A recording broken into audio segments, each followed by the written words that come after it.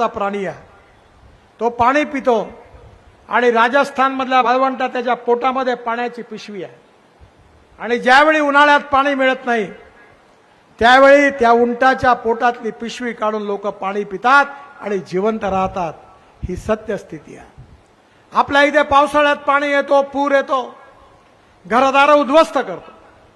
मी आपल्या बाजूला आंध्र प्रदेशमध्ये पोलावरम नावाचं धरण बांधलं, 60,000 कोटी रुपये दिले त्यांना, पण तरी गोदावरीचं 1300 टीएमसी पाणी समुद्रात वाहून जातं। मी जलसंवर्धन मंत्री असताना 23 भांडणं होते राज्यामध्ये, मी 17 भांडणं मिटवली। प्रश्न पाण्याची कमी नाही आहे, पाण्याच्या नियोजनाची कमी आहे। माझं तुम्ही गंभीरतेने ऐका, मी केवळ राजकीय नेता म्हणून नाही सांगत। मला 9 डिलीट्स डॉक्टरेट मिळाल्या, 9, आणि त्यापैकी 4 डॉक्टरेट मला मिळाल्या, त्या मला कृषी विज्ञानाबद्दल मिळाल्या आहेत। डॉक्टर बाबासाहेब आंबेडकर युनिव्हर्सिटी मराठवाडा औरंगाबादची, रामानंद तीर्थ नांदेड, त्याच्यानंतर परभणीची मिळाली, मला घ्यायला जायचं आहे, पंजाबराव कृषी विद्यापीठ अकोला, आणि त्याचबरोबर महात्मा ज्योतिबा फुले युनिव्हर्सिटी राहुरी, या 5 महाराष्ट्रातल्या आणि 4 देशातल्या 9 विद्यापीठाची डिलीट मिळाली मला। 7 वर्ल्ड रेकॉर्ड करण्याची संधी मिळाली। पण मी नेहमी नागपूरच्या जनतेला सांगतो की हे श्रेय माझं नाही आहे। तुम्ही जर मला खासदार म्हणून निवडून दिलं नसतं तर मी मंत्रीत झालो नसतो, आणि मंत्रीत झालो नसतो तर मला काम करायची संधी मिळाली नसती। त्यामुळे याचं श्रेय जनतेला आहे। तुम्ही प्रतापरावांना केवळ निवडून देत नाही आहात, तुम्ही तुमचं भविष्य बदलवणारं असं सरकार आणता आहात की जे सरकार तुमची गरिबी, भूकमरी आणि बेरोजगारी दूर करणार आहे। हे कठीण आहे, सहज शक्य नाही आहे। आम्ही धोरणं स्वीकारलेली आहे, आणि जर उद्योग आणायचे असतील तर वीज पाहिजे, पाणी पाहिजे, रस्ते पाहिजे, दळणवळणाची साधनं पाहिजे, एअरपोर्ट पाहिजे।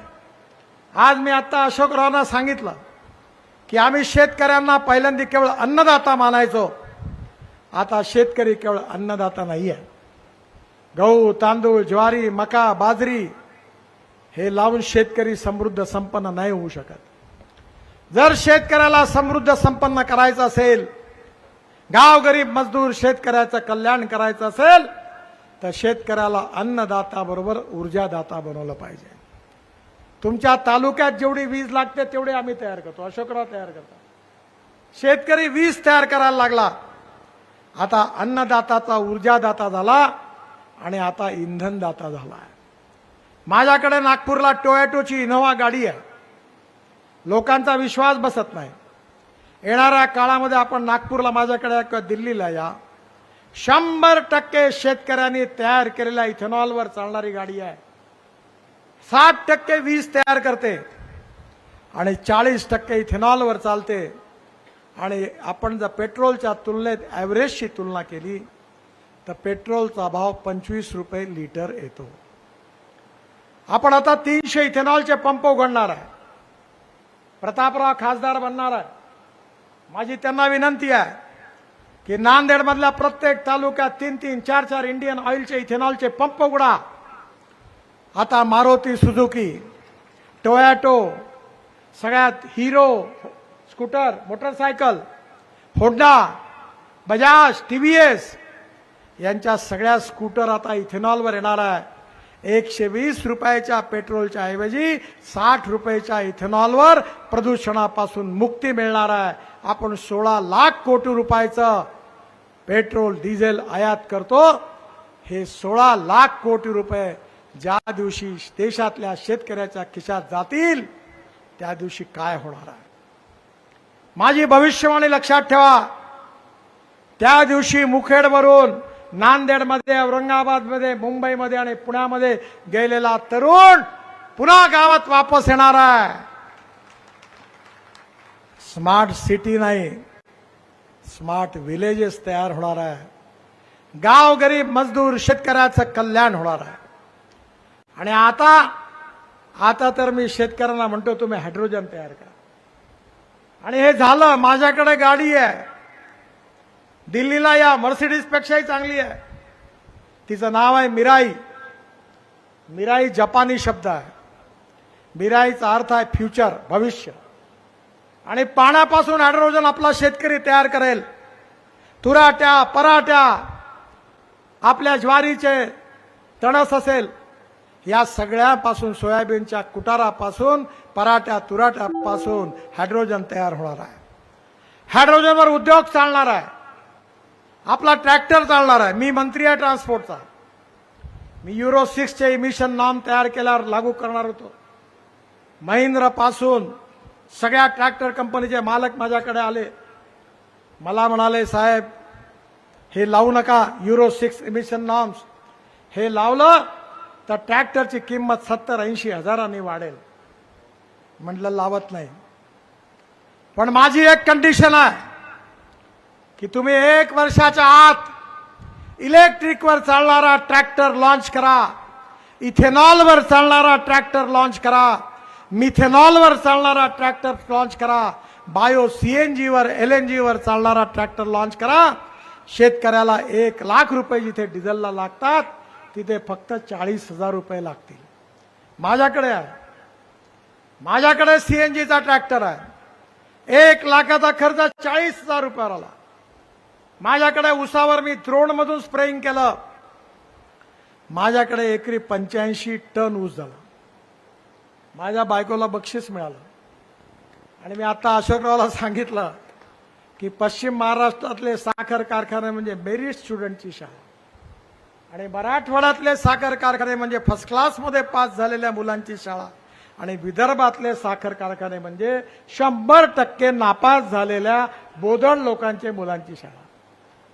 म्हणजे आम्ही हिजडाला देखील पुत्ररत्न प्राप्त करून देण्याचा प्रयत्न करतोय. एवढे आम्ही प्रयत्नवादी आहोत.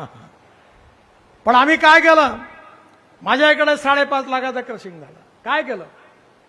अशोकरावांना मी विनंती करेन, त्यांनी याचा जरूर प्रयोग करावा. तुम्ही करा. आता आम्ही द्रोण आणले. 3000 एकर द्रोण मधून स्प्रेइंग केलं. 1 एकर उसाला 4 पोते युरिया आणि 4 पत मिश्र खत लागत होतं.